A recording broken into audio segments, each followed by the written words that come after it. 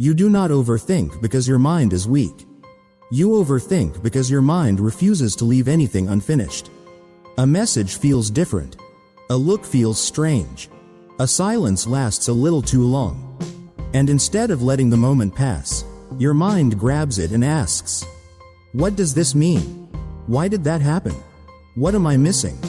And from that point on, you are no longer living the moment. You are trying to decode it. That is why overthinking feels so exhausting. Not because life is too complicated, but because your mind tries to explain everything before it lets you rest. Marcus Aurelius understood this better than most people ever will. He lived with pressure, betrayal, war, uncertainty, and constant responsibility. But the real battle he wrote about was not with the world outside him. It was with the movement of his own mind. Because he saw something most people never see clearly. You are not trapped by events. You are trapped by the need to make complete sense of them. You think peace will come when you finally understand everything. When the message makes sense. When the situation feels clear. When the future stops being uncertain. But peace does not come from endless explanation. It comes from learning what does not need an explanation at all. And that is the Stoic lesson. Not everything needs meaning. Not everything needs closure. Not everything needs your mind to keep working on it. In this video, you are going to learn how Marcus Aurelius trained himself to stop feeding unanswered questions. Stop chasing mental closure, and finally take control of his mind. Not by thinking more, but by needing less from his thoughts. But to really understand this, you need to see what your mind is actually doing to you every day. Because the problem is not what you think. It's how you keep trying to finish every thought. Most people think overthinking comes from having too many thoughts. That is not the real problem. The real problem is that you do not know how to leave a thought unresolved. Something small happens. Someone replies differently than usual. A plan changes.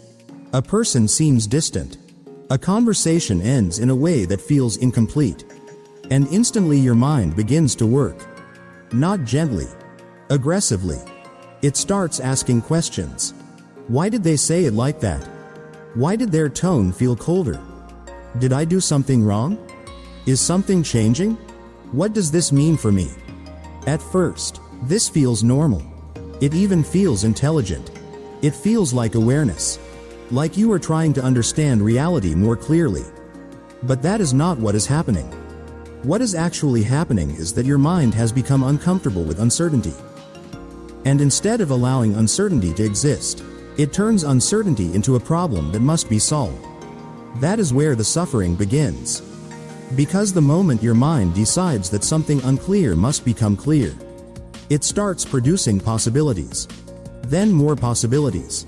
Then worse possibilities. And before long, you are no longer looking at what happened. You are reacting to 10 different interpretations of what might have happened. This is why overthinking feels endless. Because your mind is not chasing truth. It is chasing relief. It believes that if it can just find the right answer, the right explanation, the right conclusion, then you will finally relax. But that relief never lasts. Because once your mind gets one answer, it asks another question. If they meant this, then what happens next? If this changes, what does it say about me? If something is wrong, how long has it been wrong? So the mind keeps going. Not because the situation requires that much thinking, but because your inner system cannot tolerate not knowing. Think about how often this happens in ordinary life. A person takes longer than usual to reply. That could mean nothing. But your mind cannot leave it alone. So it fills in the gap. Maybe they are annoyed. Maybe they are pulling away. Maybe something changed. Now none of that is real. But your body reacts as if it is. Your chest tightens. Your breathing shifts. Your mood drops. And then your mind uses those feelings as proof. See, something is wrong. This is how overthinking traps you. It creates the feeling and then treats the feeling as evidence. The same thing happens at work. You send something. No response yet. You start wondering if you made a mistake. if someone judged it, if you overlooked something obvious. Again, there may be no real problem. But your mind cannot leave the space open. It has to fill it. In relationships, it becomes even worse. A small change in tone becomes distance. Distance becomes rejection. Rejection becomes loss. Loss becomes fear. And all of that can happen inside your mind before anything has actually happened in reality. That is why overthinking is so exhausting. You are not just experiencing life once. You are experiencing it again and again through imagined meanings. And every meaning creates another question. Another loop. Another attempt to feel certain. But certainty is not coming. Because the real problem was never the lack of answers. It was your refusal to let unanswered things remain unanswered. That is the trap Marcus Aurelius saw clearly. The mind suffers most when it treats uncertainty like an emergency. So the question is not how to think more clearly. The real question is, what if you don't need to answer most of these questions at all? Marcus Aurelius understood one principle that can change the entire way you deal with overthinking. Not everything needs an answer. That sounds simple. Almost too simple. But if you really understand it, your entire relationship with thought begins to change. Most people live as if every mental question deserves attention. If the mind asks what this means, they try to answer. If the mind asks why someone acted a certain way, they try to explain. If the mind asks what might happen next, they begin predicting. They treat every question as important. Every doubt as urgent. Every uncertainty as something that must be resolved. Marcus did the opposite. He trained himself to separate what is necessary from what is mental noise. He knew that the mind constantly produces impressions, assumptions, and reactions. But he also knew that you do not have to go with all of them. You do not have to obey every question your mind generates. This is where most people lose control. They think control means finding the right answer. Marcus understood that control often means refusing to chase the wrong question. A question can appear in the mind without deserving a response. That is a very Stoic idea. Because Stoicism is not about eliminating mental activity.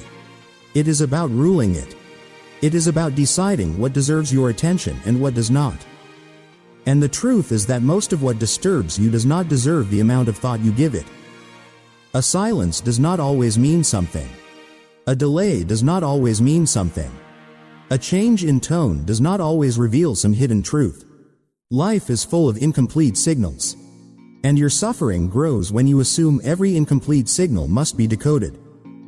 Marcus Aurelius practiced another way. When something was unclear, he did not automatically expand it into a story. He did not demand emotional closure from every moment. He did not treat uncertainty like an enemy. He allowed things to remain partial, temporary, unresolved. And that ability is a form of mental strength. Weakness is not uncertainty. Weakness is the inability to bear uncertainty without collapsing into interpretation. This is why the Stoic principle matters so much. The need for answers is optional. You may feel that you need clarity. But feeling that need does not make it true. You can experience a question without chasing it. You can feel uncertainty without feeding it. You can notice that something is incomplete without turning incompleteness into suffering. That is what Marcus mastered. He did not require total explanation before he could remain calm. He remained calm first. And from that calm state, he judged more clearly. Most people reverse that order. They believe they must first understand everything before they can be calm. But calm does not come after endless thought. Calm comes when you stop assigning excessive importance to what your mind is asking. That is the principle. Not everything needs an answer. Not every question requires your participation. Not every uncertainty deserves your energy. And once you begin living like that, overthinking loses one of its strongest sources of power. Because overthinking depends on one assumption. If I keep thinking, I will eventually get what I need. Marcus saw through that illusion. Many thoughts do not lead to truth. They only lead to more thought. So the Stoic lesson is not to become someone who answers everything. It is to become someone who knows what can be left alone. That is where peace begins. Not in total understanding, but in the discipline to stop demanding it. And once you understand that, everything becomes simpler. Because now you only need to learn one thing: how to stop answering the questions your mind keeps asking. So how do you apply this in real time? How do you stop overthinking when the mind begins asking for answers? You do something very simple. You stop replying to the question. That is the technique. When the mind asks, "What does this mean?" you do not follow it. When it asks, "Why did they do that?" you do not continue it. When it asks, "What if this becomes something worse?" you do not build on it. You drop the question before it becomes a chain. This works because overthinking is not powered by the first question alone. It is powered by your response to it. The mind asks. You answer. Then it asks again. You answer again. Then the loop begins. So the fastest way to interrupt the loop is not to find a better answer. It is to stop participating. Here is the process. First, notice the question. Catch it as early as possible. Not 5 minutes later. Not after your body is already tense. At the exact moment your mind asks for more meaning than the moment requires. That is the first step. Second, label it. Not with drama. Just clearly. This is a question I do not need to answer. That sentence matters. Because it separates the presence of the thought from the necessity of engaging with it. Now you are no longer inside the question. You are above it. Third, drop it. Do not argue with it. Do not prove it wrong. Do not debate whether it matters. Just do not continue. You let the question remain incomplete.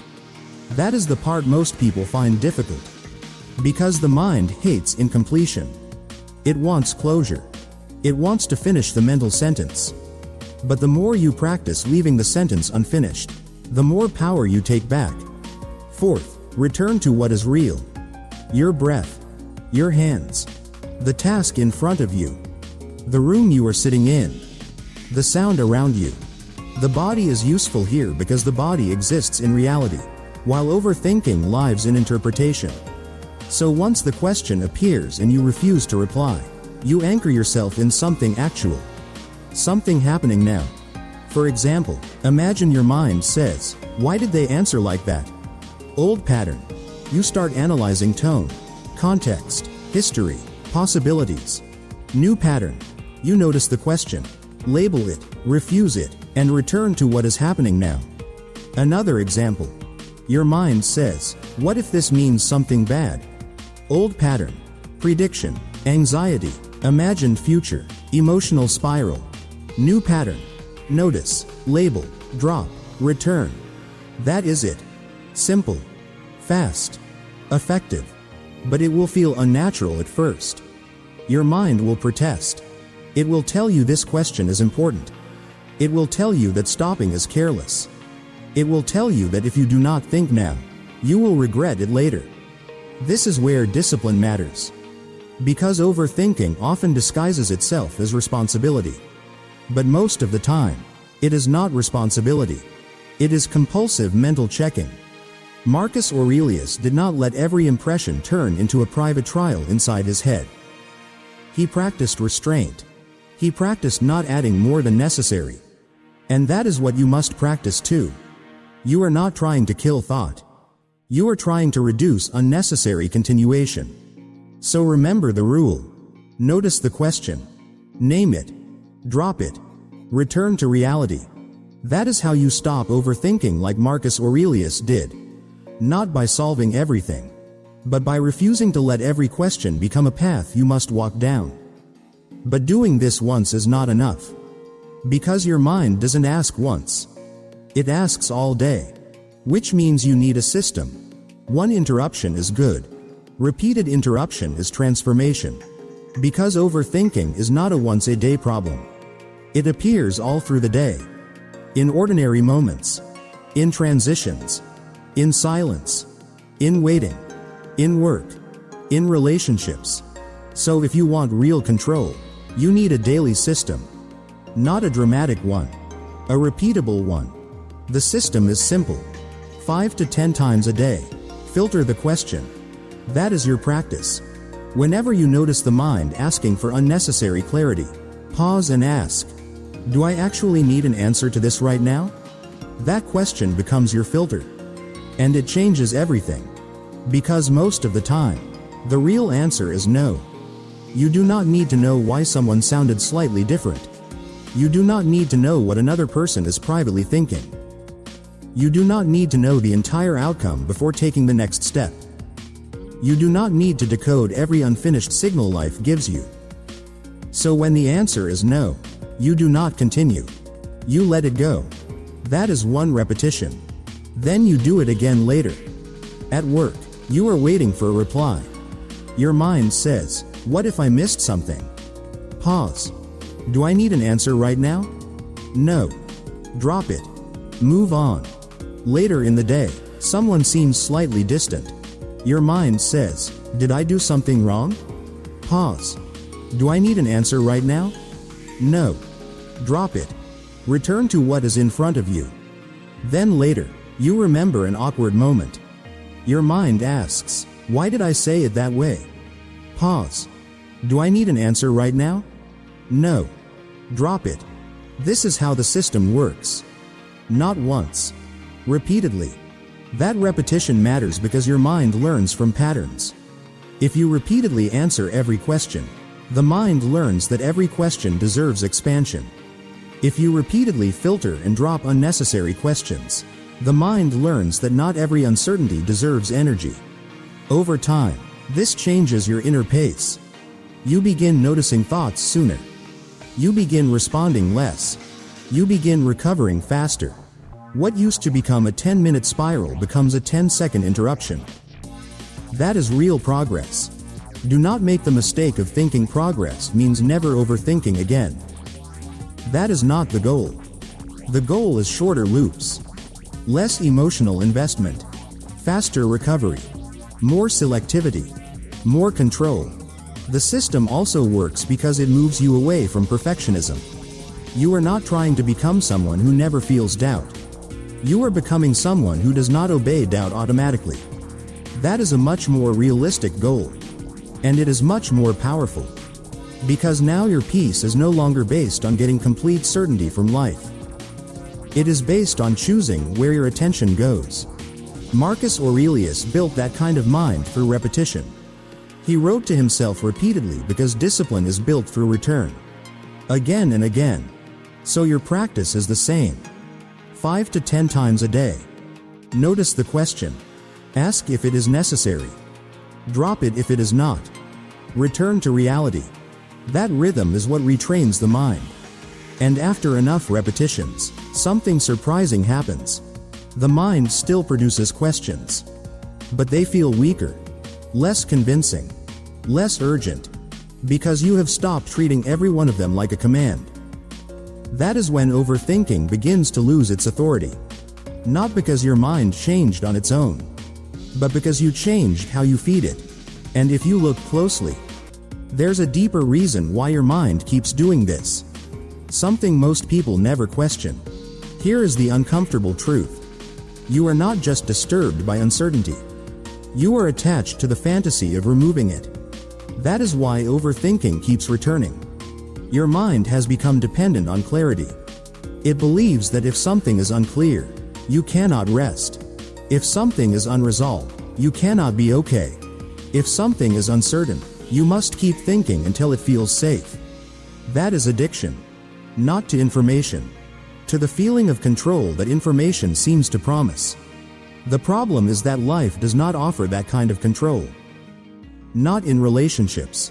Not in work. Not in the future. Not even in the way other people see you. So if your peace depends on complete understanding, your peace will always be fragile. Because reality does not owe you full explanation. Marcus Aurelius understood this. He did not build peace on certainty. He built peace on self-command. He did not need everything outside him to become clear before he could remain stable inside. That is why his mind was stronger. Most people do the opposite. They say they want peace. But what they really want is guaranteed clarity. They want every signal explained, every silence interpreted, every future risk reduced. And because they demand that from life, they become mentally exhausted. They keep asking questions that cannot deliver what they promise. Your need to understand everything is not protecting you. It is draining you. It is making your peace conditional. It is telling you that you cannot rest until the world becomes fully readable. That day will never come. So the Stoic shift is harsh, but freeing. You must stop expecting certainty to save you. You must become the kind of person who can remain steady without it. Because as long as you are dependent on answers, you will remain dependent on overthinking. And as long as you remain dependent on overthinking, your mind will never truly obey you. You cannot be free while demanding clarity from everything. At some point, you have to choose the illusion of total understanding or real control. So if you remove that need, what actually changes in your life? What does a person look like when they no longer need to understand everything? What does this look like in daily life? It looks like fewer mental investigations and more direct living. Something feels off. You pause and ask, do I need to understand this right now? Usually, the answer is no. So you let it remain incomplete. That becomes a habit. At work, you stop rereading neutral situations as hidden judgment. In relationships, you stop decoding every pause and every shift in tone. In private moments, you stop reopening old scenes just because the mind offers them again. You begin to live at surface level first. Not in a shallow way. In a clear way. What was said is what was said. What was done is what was done.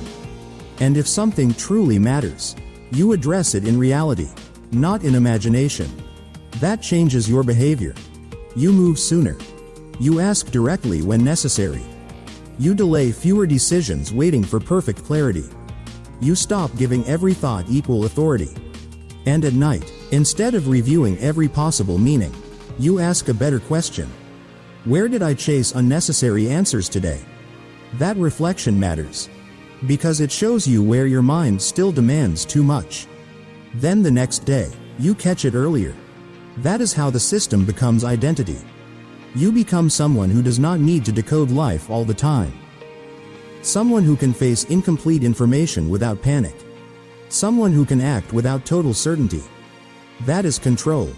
Not controlling every event. Not controlling every thought.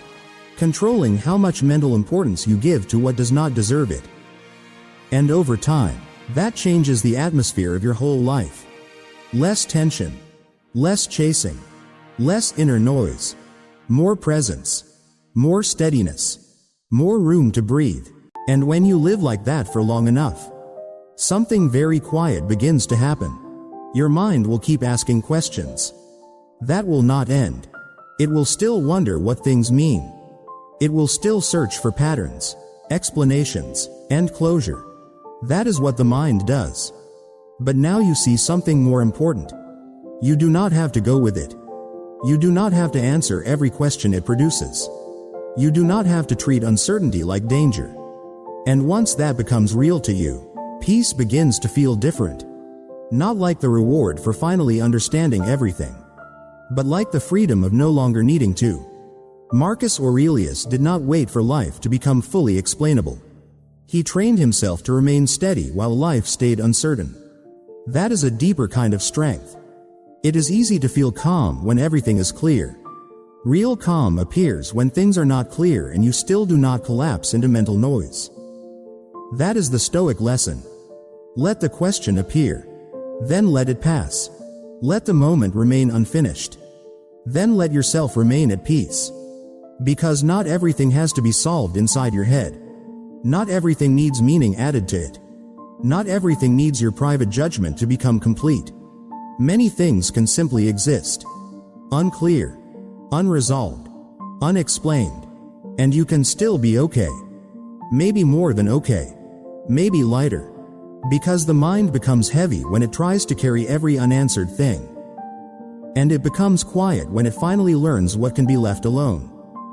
So stop asking your mind to explain all of life before you let yourself rest. Rest now. Breathe now. Return now.